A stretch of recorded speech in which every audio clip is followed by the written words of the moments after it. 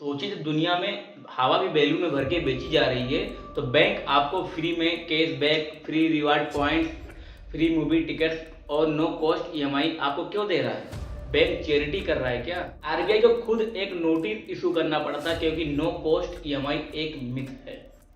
आप अगले 4 से 5 साल तक बैंक को पैसा खिलाते रहोगे लेकिन आपका जो लोन है वो कम ही नहीं होगा। बैंक और कंपनीज इससे पैसा कैसे बनाते हैं? आपके एक छोटे स्वाइप से उनका कारोबार कैसे चलता है? सवाल यह है कि आप अगर इस ट्रैप में फंस चुके हो तो निकलोगे कैसे, और अभी नहीं फंसे हो तो बचोगे कैसे? क्या आपके लिए एक नया फोन और गाड़ी इतनी इंपॉर्टेंट है कि आप अपना इस कल बेच दो? अगर आप ये सोचते हो क्रेडिट कार्ड और ईएमआई आपको कंफर्ट देते हैं तो आज इस वीडियो में आपको समझाने वाला हूं कि ये आपकी सबसे बड़ी फाइनेंशियल चेन है। सबसे बड़ी बात, ये कर्ज आपको आपके फैमिली मेंबर्स या फ्रेंड्स से नहीं आता, ये उन्हीं इंस्टीट्यूशन से आता है जो आपको फ्री में कैशबैक, रिवार्ड्स पॉइंट, फ्री में मूवी टिकट और आपको नो कॉस्ट ईएमआई देते हैं। लेकिन असल में ये सब एक जाल है जो आपको खुद के पैसे का गुलाम बना देता है। दोस्तों, आपसे एक सवाल है कि बैंक आपको इतनी आसानी से सेविंग अकाउंट या एफडी बेचने को नहीं आता, लेकिन अगर आपका क्वांटम उनके पास पहुंच जाता है तो वो आपको क्रेडिट कार्ड के लिए हर एक हफ्ते, हर एक महीने पे कॉल करते रहते हैं। सोचिए जब दुनिया में हवा भी बैलून में भर के बेची जा रही है तो बैंक आपको कैशबैक, रिवार्ड पॉइंट, फ्री में मूवी टिकट्स और नो कॉस्ट ईएमआई आपको क्यों दे रहा है? बैंक चैरिटी कर रहा है क्या? केयरफुली डिजाइन किया हुआ ट्रैप है। क्रेडिट कार्ड आपको ये भरोसा दिलाता है कि आपके पास पैसे हैं। असली में आपके पास पैसे हों चाहे ना हो। एग्जाम्पल सोचिए कि आपकी सैलरी 30,000 रुपये है लेकिन आप एक 1.5 लाख रुपए का आईफोन अफोर्ड नहीं कर सकते। लेकिन अगर आपके पास नो कॉस्ट ईएमआई का ऑप्शन आ जाता है तो, या क्रेडिट कार्ड का ऑप्शन आ जाता है तो आप वही चीज़ अफोर्ड कर लेते हैं। आप सिर्फ यही सोचते हैं कि महीने में 5,000 रुपये तो ही जाएंगे, वो चीज़ जो आपके अफोर्ड से बहुत बाहर थी। लेकिन यही है क्रेडिट कार्ड का जादू कि आपको लगता है कि वो चीज़ आप अफोर्ड कर सकते हो। यही वो है इल्यूजन ऑफ अफोर्डेबिलिटी। आरबीआई को खुद एक नोटिस इशू करना पड़ा था कि नो कॉस्ट ईएमआई एक मिथ है। दरअसल आपको ये दिखाया जाएगा कि आपको कोई एडिशनल चार्जेस नहीं देने हैं, लेकिन आपको ये नहीं पता होगा कि उसी में एडिशनल चार्जेस जोड़ दिए जाते हैं। मतलब प्राइस बढ़ा के बेचा जाता है और ऊपर से उसमें जीएसटी भी लग जाता है। फॉर एग्जाम्पल, आपको एक फ़ोन केस में लेने जा रहे हो तो वही फ़ोन पड़ रहा है 1,20,000 का, लेकिन आप वही फ़ोन ईएमआई पे ले रहे हो तो वो फ़ोन पड़ रहा है आपको 1,40,000 का। और बैंक आपको बोल रहा है सर कोई आपको इंटरेस्ट नहीं देना है क्योंकि आप ईएमआई पे ले रहे हो, लेकिन 20,000 रुपये तो उसमें पहले ही बैंक ने जोड़ दिए। असल में पैसा तो आपके पॉकेट से ही गया ना, वो भी हिडन फॉर्म में। और सबसे बड़ा ट्रैप है मिनिमम पेमेंट ऑप्शन।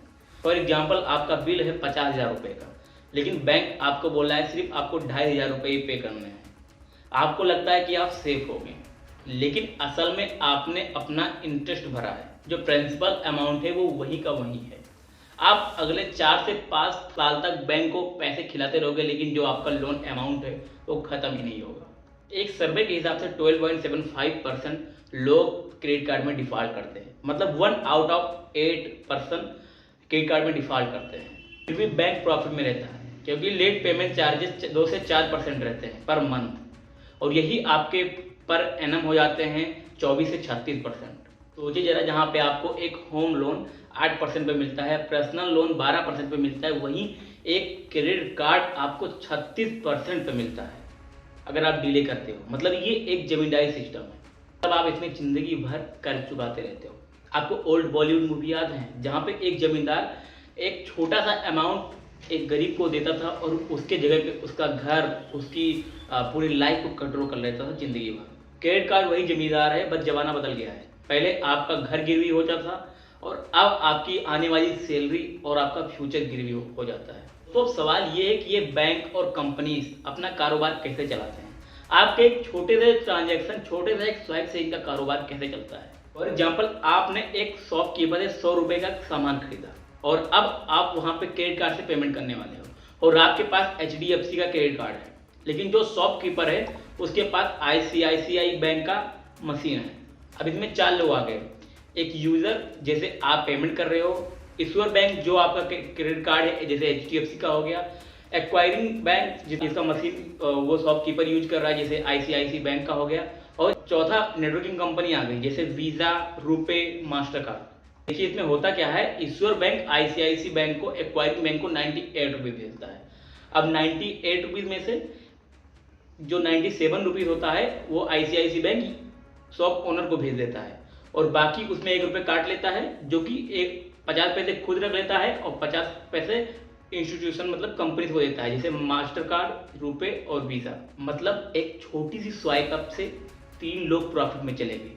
और आप जरा सोचो, इंडिया में हजारों स्वाइप अप डेली होती है, तो इसी वजह से वीज़ा और मास्टर कार्ड आज दुनिया के सबसे बड़ी कंपनियां हो गई हैं। ये सिर्फ एक तरीका है। इश्योर बैंक जिसका आपके पास कार्ड है वो और बहुत सारे तरीके से पैसे कमाता है। जैसे आपके पास अगर कार्ड है, आप जैसे annual fees, late payment charges, over charge, EMI, insurance, wallet top up पे एक्स्ट्रा चार्जेस, ऐसे बहुत सारे चार्जेस हैं, इससे इश्योर बैंक कमाती है पैसे। आरबीआई की एक रिपोर्ट के हिसाब से बैंक ने सिर्फ क्रेडिट कार्ड से 2.6 लाख करोड़ रुपए सिर्फ क्रेडिट कार्ड से अर्न किया था।